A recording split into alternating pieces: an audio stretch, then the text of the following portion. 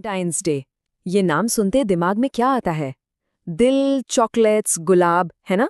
पर क्या हो अगर कोई बताए कि इस दिन की जो असली कहानी है वो रोमांस से कहीं ज्यादा गहरी और हैरान करने वाली है। संत वैलेंटाइन। तो आखिर कौन थे ये संत वैलेंटाइन? क्या वो सच में प्यार करने वालों के मसीहा थे, या फिर कहानी कुछ और ही है? कहानी हमें ले चलती है 3री सदी के रोम में।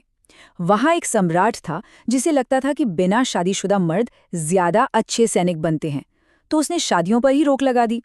लेकिन एक पादरी थे वैलेंटाइन, जिन्होंने प्यार को चुना। वो छिप छिपाकर प्रेमियों की शादियां करवाते रहे, और जब सम्राट को ये बात पता चली तो उन्हें जेल में डाल दिया गया। पर कहानी में असली मोड़ तो अब आता है। जेल में उन्हें जेलर की अंधी बेटी से प्रेम हो गया। अपनी फांसी से ठीक पहले उन्होंने उस लड़की को एक खत लिखा, जिसके आखिर में लिखा था, तुम्हारा वैलेंटाइन। और फिर प्यार और अपने विश्वास के लिए उन्होंने अपनी जान दे दी। लेकिन ये कहानी सिर्फ एक हिस्टोरिकल फैक्ट नहीं है। इसका असली जादू तो इसके गहरे मतलब में छिपा हुआ है। चलिए इसके पीछे के सिंबल, मतलब इसके प्रतीकों को समझते हैं।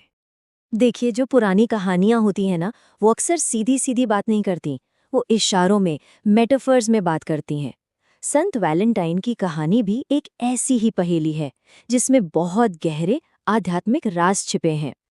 कहानी में जो अंधी लड़की है, उसका अंधापन सिर्फ आंखों का नहीं था, वो असल में मन से अंधी थी। मतलब वो दुनिया को और खुद की सच्चाई को देख ही नहीं पा रही थी। ये आध्यात्मिक अज्ञान का एक प्रतीक है। तो फिर वैलेंटाइन ने उसे दृष्टि कैसे दी? ये कोई जादू नहीं था, ये थी प्रेम की शक्ति। उस प्रेम ने लड़की को जीवन को एक बिल्कुल नई नजर से देखने की समझ दी। सच्चा प्यार असल में दुनिया को और साफ साफ देखने में मदद करता है। और अब सबसे गहरा प्रतीक, सर कलम होना।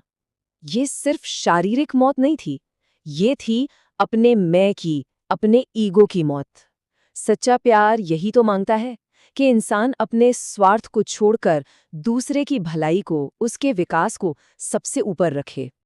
तो अब सवाल ये उठता है कि जिसे हम आज रोमांस कहते हैं, क्या वो संत वैलेंटाइन के प्रेम जैसा है, या ये दोनों बिल्कुल अलग अलग रास्ते हैं?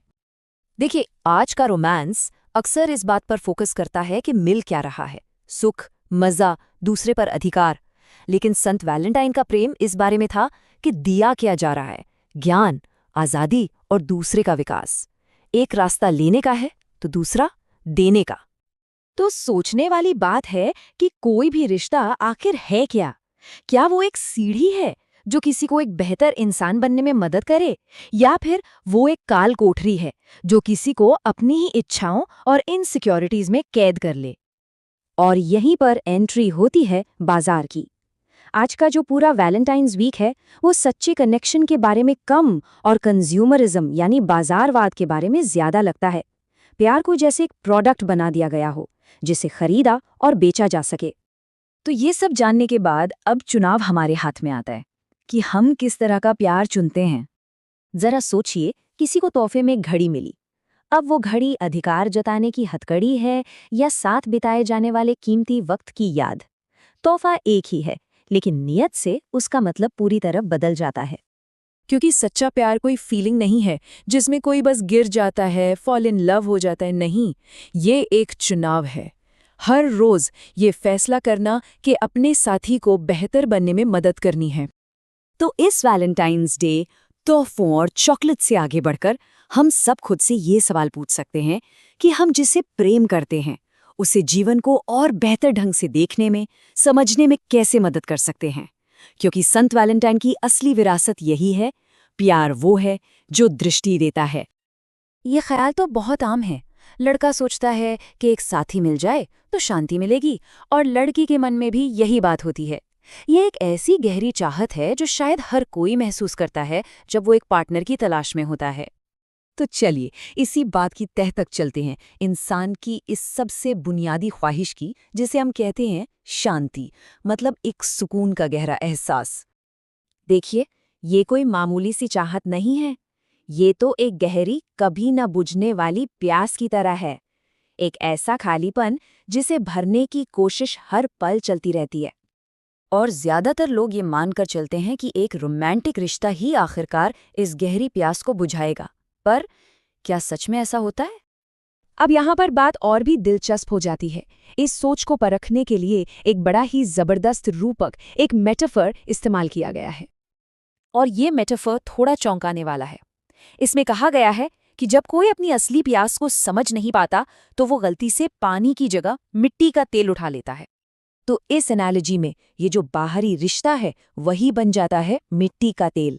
मतलब एक ऐसी चीज जो हमारी असली अंदर की जरूरत को कभी भी पूरा नहीं कर सकती, जबकि असली पानी यानी सच्ची शांति वो तो कहीं और है। तो फिर होता क्या है जब कोई इस मेटाफोरिकल मिट्टी के तेल को पीता है? इसका असर सिर्फ न्यूट्रल नहीं होता, बल्कि ये तो एक्टिवली नुकसानदेह है। क्योंकि इस मिट्टी के तेल की खासियत ही यही है कि ये उसी समस्या को और बढ़ा देता है जिसे इसे असल में खत्म करना था।